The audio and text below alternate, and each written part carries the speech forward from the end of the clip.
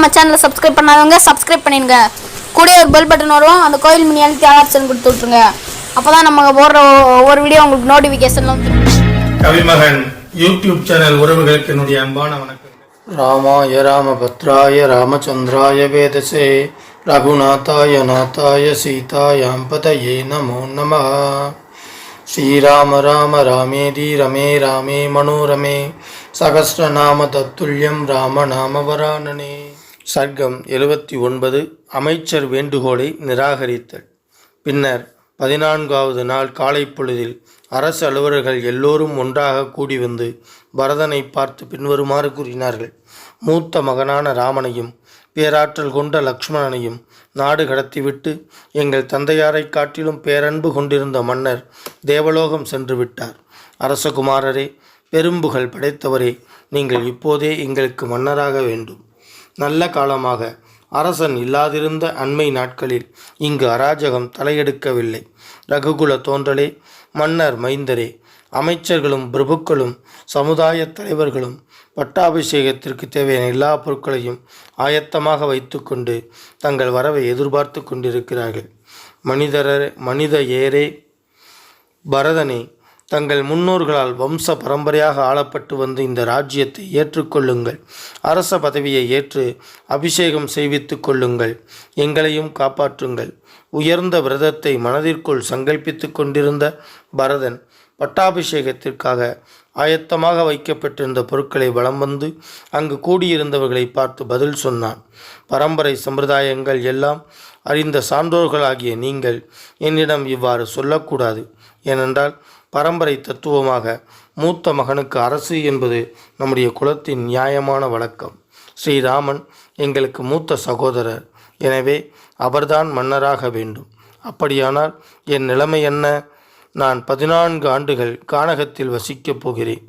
4 வகைப்பட்டதும் பெரும் சக்தி படைத்ததுமான சேனை சித்தமாகட்டும். மூத்தவரான ராமனை காட்டிலிருந்து நான் அழைத்து வரப்போகிறேன். சேகரித்து வைக்கப்பட்டுள்ள அபிஷேக பொருட்களை எல்லாம் ஸ்ரீராமனுக்காக எடுத்துக்கொண்டு நான் காட்டிற்கே போகப் போகிறேன்.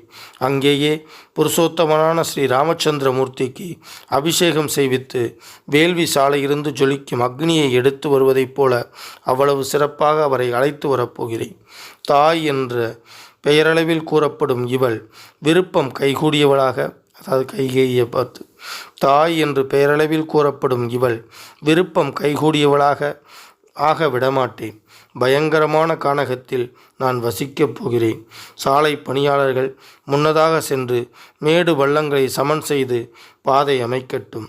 செல்லும் வழியில் இடையூறு நேரக்கூடிய பகுதிகளை அறிந்துள்ளவர்கள் பாதுகாப்பு கொடுத்து கொண்டு உடன் வரட்டும். ஸ்ரீராமனை பொருட்டாக கொண்டு மேற்கண்டபடி பேசிய மன்னன் புதல்வனை பார்த்து அங்கிருந்த மக்கள் மிக்குயர்ந்த க்ஷேமகரமான பதிலை கூறினார்கள். இவ்வளவு உயர்ந்த நோக்கத்துடன் பேசுகின்ற தங்களிடம் தாமரையில் வீற்றிருக்கும் லக்ஷ்மி தேவி நித்தியவாசம் செய்வாராக. ஆகா, அரசரின் மூத்த மகனுக்கு தங்களுக்கு மிக எளிதாக கிடைத்த இந்த பூமண்டலத்தை கொடுக்க விரும்புகிறீர்கள். அரசகுமாரரால் சற்று முன் கூறப்பட்ட ஒப்புயர்வற்ற உறுதியான அந்த திருவாக்கை கேட்டதும் அங்கிருந்த மேன்மக்களின் முகத்தில் தோன்றிய ஆனந்த கண்ணீர் திவலைகள் தரையில் விழுந்தன. பரதனின் ஒப்புயர்வில்லாத நற்குணங்களால் அவையினர் அனைவரும் பெருமகிழ்ச்சியடைந்தார்கள் என்றபடி ராமனை அழைத்து வரப்போகிறேன் என்ற சொற்களை கேட்டதும் அமைச்சர்கள், அவையோர்கள் மற்றும் அரச அலுவலர்கள் மிகவும் மகிழ்ச்சியடைந்தார்கள். அவர்களை சூழ்ந்திருந்த சோகம் விலகியது. புருஷோத்தமரே, தங்கள் கட்டளைப்படி வேலை திறனுடைய தொழிலாளர்கள், சாலை அமைப்பாளர்கள் ஆகியோருக்கு பாதை போடும்படி சொல்லி அனுப்பப்பட்டிருக்கிறது என்று பதில் கூறினார்கள். ஸ்ரீமத் வால்மீகி ராமாயணம் அயோத்தியா காண்டத்தில் 79வது சர்க்கம் முற்றிற்று. வான்முகில் வளாது பெய்க, மலை வளம் சுரக்க, மன்னன் கோன்முறை அரசு செய்க, குறைவில்லாதுயிர்கள் வாழ்க, நான் மறை அறங்கள் ஓங்க, நற்றவம் வேள்வி மல்க, மேன்மைகொள் சைவநீதி விளங்குக உலகமெல்லாம். ஸ்ரீமத் ராமாயணத்தை அனுதினமும் படிப்பதால், அனுதினமும் கேட்பதால் மனதிலும் செயலிலும் அமைதி உண்டாகும். இப்பூவுலக வாழ்வில் நிறைவு உண்டாகும்.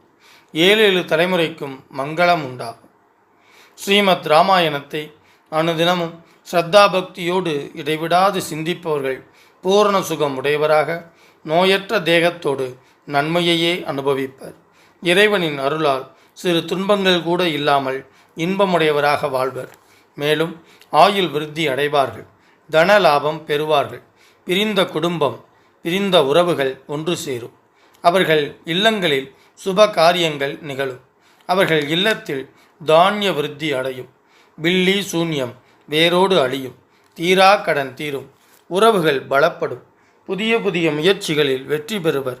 எடுத்த காரியங்களெல்லாம் ஜெயம் உண்டாகும். யம பயம் நீங்கும். பேய் பிசாசு போன்ற அச்சம் நீங்கும்.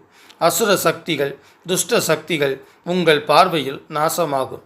எதிரிகள் மற்றும் பகைவர்கள் தெரித்து ஓடுவார்கள். எங்கெல்லாம் இராமாயண சப்தம் ஒலிக்கின்றதோ, எங்கெல்லாம் ஸ்ரீமத் இராமாயண சப்தம் ஒலிக்கின்றதோ அங்கெல்லாம் மேகங்கள் உரிய காலத்தில் மழையை பொழியும். பூமி அதிக விளைச்சல் கண்டு செழித்து வளரும். பஞ்சம் பட்டினி இல்லாமல் இவ்வுலகம் செழிக்கும். மக்களுக்கு நலம் பெருகும். இம்மண்ணை ஆளும் அரசர்கள் அறவழியில் ஆட்சி நடத்துவார்கள். அதர்மமாய் ஆட்சி நடத்தினால் புகழை இழப்பார்கள். எக்காலத்திலும் பிராணிகளுக்கும் கற்றறிந்தவர்களுக்கும் நன்மையே உண்டாகும். கெட்டவர்கள் அனைவரும் நல்லவர்கள் ஆவார்கள். நல்ல உள்ளம் படைத்த பெரியோர்களும் சான்றோர்களும் அமைதியையும் ஆனந்தத்தையும் பெறுவார்கள். மனம் உருகி வேண்டுவதும் அவர்களுக்கு வேண்டியதும் கிடைக்கும். சுபகாரியம் நிகழும். மக்கட்பேறு அடைவர். வம்பு வழக்குகளில் பிரம்மாண்டமான வெற்றி கிட்டும்.